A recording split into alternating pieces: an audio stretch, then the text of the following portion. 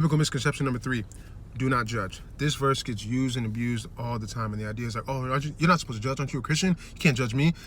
And here's the thing, like, that's not what that verse is saying. The verse says, judge not, that you be not judged. For with the judgment you pronounce, you will be judged. Jesus goes on to say, don't worry about the speck that's in your brother's eye if you got a log coming out of your own eye. The point is, don't judge somebody if you're doing the same thing too, because you're gonna get judged the same way. So you're out here complaining about people coming to work late, but you leaving early.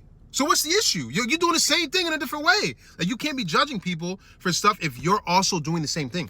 Because ironically, Jesus actually tells us to judge, particularly when it comes to Christians and other Christians. He says, you will know them by their fruit. That requires judging.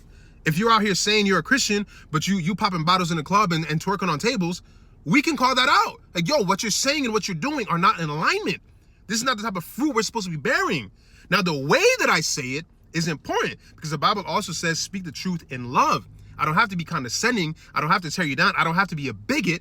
I can be judging without being judgmental.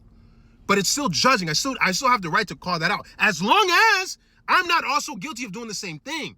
That's the point. And the irony is that a lot of times when people use this verse as a defense mechanism to, like, push people off, like they don't realize that they're actually guilty of what the verse is talking about. So you can be like, oh, I moved in with my girlfriend, so what? You can't judge me. Meanwhile, you look at somebody sideways when you notice they're wearing a MAGA hat.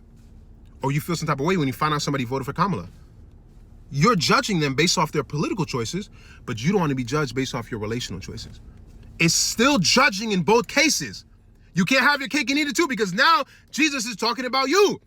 The point is, at the end of the day, Jesus is not saying don't judge. He's saying don't be a hypocrite. And being a hypocrite is a lot easier than you realize.